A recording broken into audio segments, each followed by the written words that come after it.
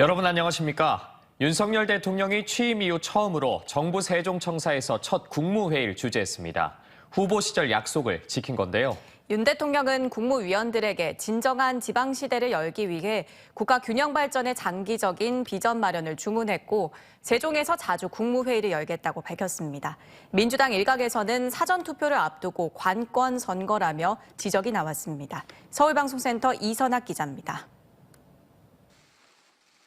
윤석열 대통령이 세종시에서 첫 국무회의를 열겠다는 대선 기간 약속대로 정부 세종청사를 찾았습니다. 윤 대통령은 지난해부터 세종시를 여러 차례 방문했는데 첫 국무회의를 세종시에서 열게 돼 감회가 새롭다고 말했습니다. 첫 국무회의도 세종시 국무회의장에서 열게 돼서 감회가 새롭습니다. 앞으로도 자주 이곳 세종에서 국무위원 여러분들과 수시로 얼굴을 맞대고 일하겠습니다.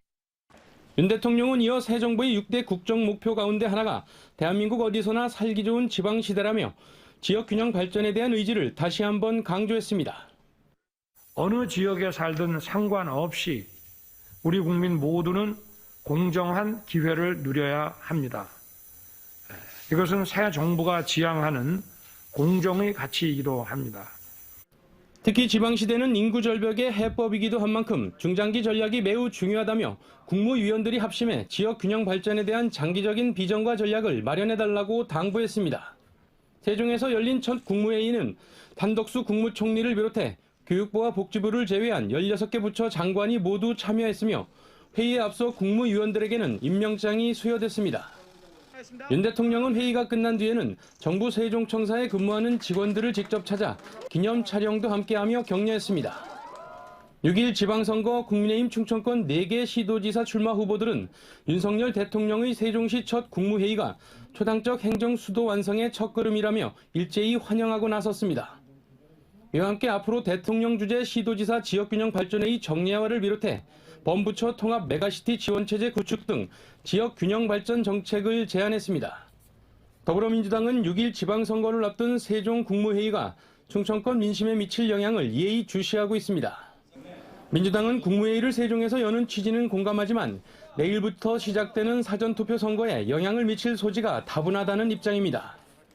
지난 3월 대선에선 세종이 충청권에서 유일하게 민주당 이재명 후보가 국민의힘 윤석열 당선인을 7% 격차로 앞섰지만 충청의 아들을 내세운 윤심이 지방선거에 영향을 미칠지 촉각을 곤두세우고 있습니다. TJB 이선학입니다. 내일부터 시작되는 6일 지방선거 사전투표를 앞두고 대전선거관리위원회 주관의 공식 대전시장 후보자 토론회가 TJB 공개홀에서 열렸습니다. 더불어민주당 허태정 후보와 국민의힘 이장우 후보는 서로의 약점을 파고들며 뜨거운 공방을 벌였습니다. 조혜원 기자입니다. 더불어민주당 허태정, 국민의힘 이장우 두 대전시장 후보의 신경전은 시작부터 뜨거웠습니다. 구청장 시절 구 재정을 파탄내고 또 491회에 걸쳐 공문서를 위조 1억 6천여만을 현금화해 유죄 판결을 받은 사람, 대전의 살림을 맡기시겠습니까?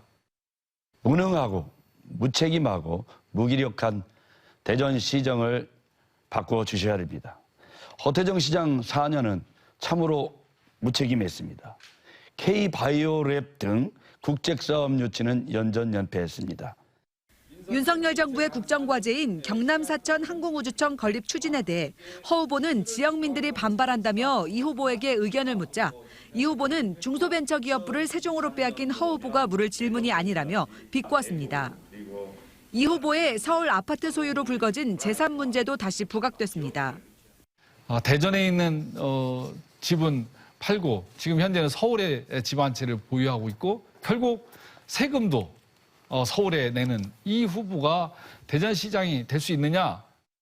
문재인 정권이 부동산 정책을 잘못해서 폭등했습니다. 그래서 그 책임을 왜 저한테 전가하시죠? 문재인 대통령한테 전가해야 되는 거 아니에요? 지금 청년들이 그것 때문에 지금 얼마나 고통받았습니까? 대전 지역 곳곳에 설치된 불법 현수막과 관련한 네거티브 선거 공방 문제도 제기됐습니다. 우리 허태정 후보가 선거 판세가 상당히 안 좋다 보니까 그냥 네거티브로 온 동네 지금 문자 보내고 이상한 일들을 벌이고 있는데 뭐를 갖고 지금 말씀하시는지도 잘 이해가 안 되는 대목인데 그걸 마치 무슨 우리 캠프가 한 것처럼 또 제가 무슨 지시한 것처럼 말씀하시는데 전혀 사실이 아닙니다. 알았습니다. 대전시장 후보들의 치열한 설전이 이어진 토론은 TJB 홈페이지와 유튜브, 중앙선거관리위원회 홈페이지를 통해 다시 볼 수 있습니다. TJB 조혜원입니다. 사전투표를 앞두고 더불어민주당 허태정 대전시장 후보와 국민의힘 이장우 대전시장 후보가 날선 공격을 이어가고 있습니다. 국민의힘 이장우 대전시장 후보 선대위인 허태정 후보가 최근 TV토론에서 이 후보가 음주폭행 혐의로 유죄 판결을 받았다는 허위 사실을 공표했고 박영순 시당위원장도 SNS에 유포했다며 허 후보와 박영순 시당위원장 등을 경찰에 고발했습니다. 이에 대해 더불어민주당 허태정 후보는 대전 지역 민주당 의원들과 합동 기자회견을 열고 이 후보의 구청장 재직 당시 허위 공문서 작성에 따른 벌금형 선고와 대전에 전세 살고 서울에 집을 산 사실 등을 거론하며 이 후보는 대전시정을 이끌 자질이 없다고 비판했습니다.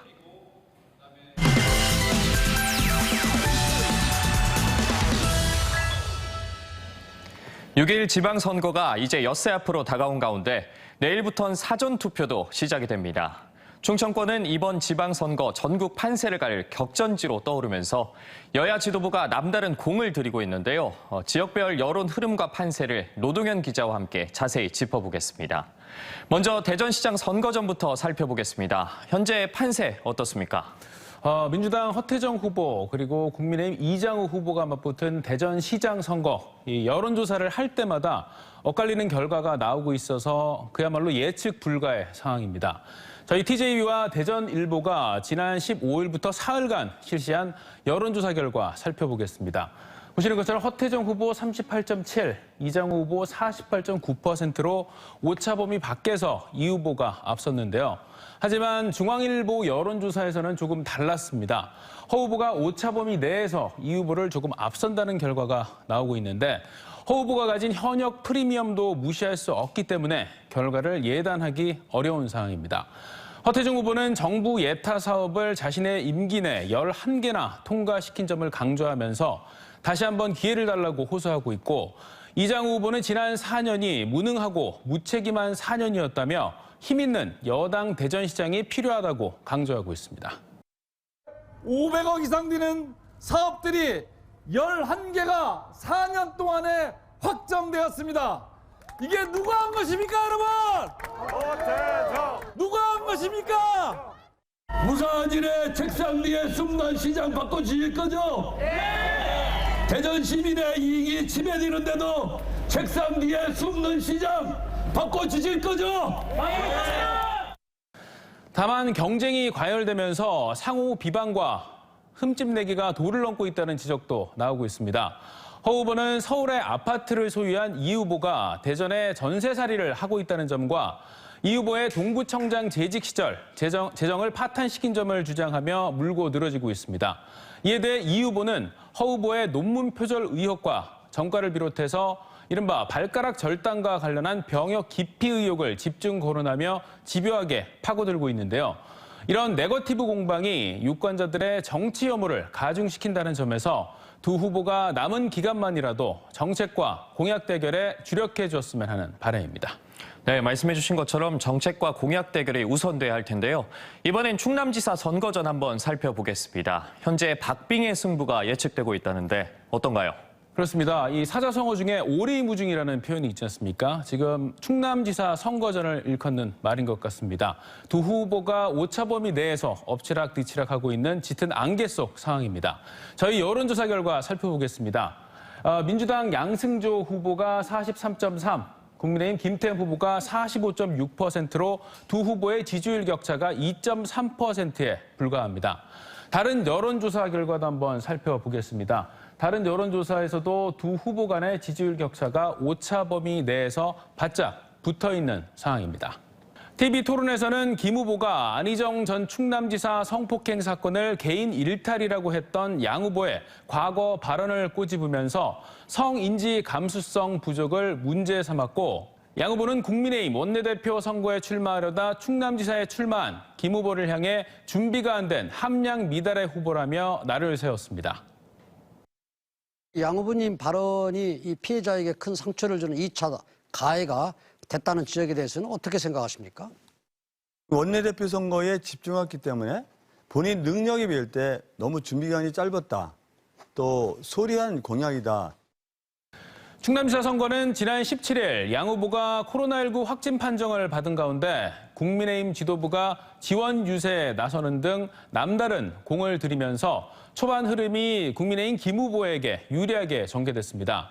하지만 민주당이 김 후보의 농지법 위반 의혹을 제기하며 반격에 나서고 격리에서 해제된 양 후보가 다시 표밭을 누비기 시작하면서 선거전이 막판까지 더욱 치열하게 전개되고 있습니다. 네, 말 그대로 한치 앞을 모르는 상황이 계속되고 있는 것 같은데 그럼 마지막으로 이 세종시장 선거전 판세 한번 짚어보겠습니다.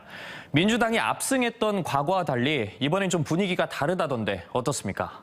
그렇습니다. 아시다시피 이 세종은 워낙 민주당 지지세가 강한 지역입니다. 그래서 예년 선거에서는 선거 판세를 예측하는 게 비교적 쉬웠던 곳인데 이번에는 예측하기 힘든 혼전이 펼쳐지고 있습니다. 여론조사 결과 한번 보겠습니다. 먼저 저희 조사에서는 더불어민주당 이춘희 후보 43.5%, 국민의힘 최민호 후보 45.1%로 오차 범위 내 접전을 벌이고 있습니다. 다른 여론조사에서도 두 후보가 혼전 양상을 보이고 있습니다. 오차 범위 내에서 승부를 점치기 어려운 상황인데요. TV 토론에서는 세종시의 대중교통 무료화를 비롯해서 세종시의 물 부족 우려 문제를 놓고 두 후보가 뜨거운 설전을 벌였습니다. 제가 네이버 데이터 센터가 문제라고 말씀을 했습니까? 이런 물이 많이 쓰는 기업을 유치하면서도 불구하고 세종시에 물을 흘려보냄으로써 우리 용수를 합리적으로 못 쓴다. 지금 28만 톤 확보해서 지금 10만 톤도 안 쓰고 있는데 3천 톤 더 쓴다고 해서 어떻게 우리 세종시가 물 부족 도시가 된다는 것인지 도대체 이해를 할 수 없는 상상이라서. 세종시장 선거는 윤석열 정부 초반 전국의 향배를 가를 분향계로 꼽히고 있습니다.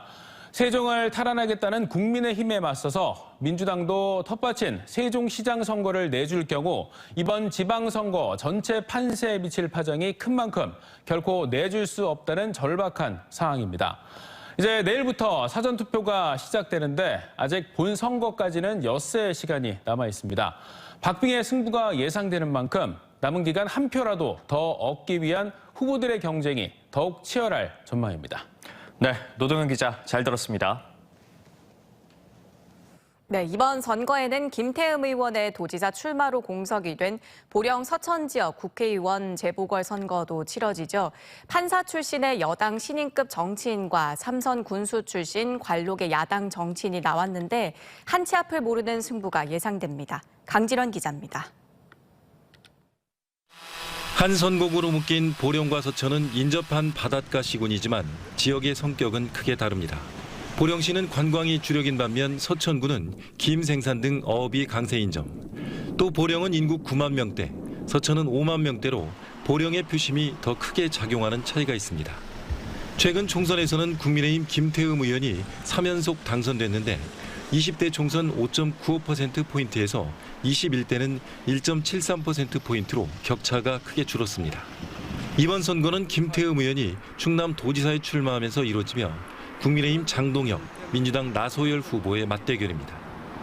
국회의원에 5번째 도전하는 나 후보는 삼선 서촌군수와 충남도 부지사, 청와대 비서관 등 지방과 중앙에서의 다양한 행정 경험이 강점입니다. 보령 웅천, 서천 장항산단에 특화된 기업을 유치하고 보령화력 대안으로 친환경 에너지 특구 조성, 전기요금 50% 감면, 서천 관광 특화 마을 개발 등을 약속했습니다. 인구 소멸로 인한 걱정이 많은데 새로운 신산업들을 유치해서 인구도 증가시키고요. 지역 경제도 활성화시켜서 지역이 발전될 수 있는 어떤 토대를 마련하고자 합니다. 국민의힘 장동혁 후보는 판사 출신의 신인급 정치인으로 대전시장 공천에서 탈락한 뒤 곧바로 보령 서천 총선 후보로 나섰습니다. 보령 화력 대안으로 수소에너지 기지 건설과 보령은 해양, 서천은 생태 관광지 조성, 농업 스마트 플랫폼 구축, 서천읍 원도심 활성화 등을 공약했습니다.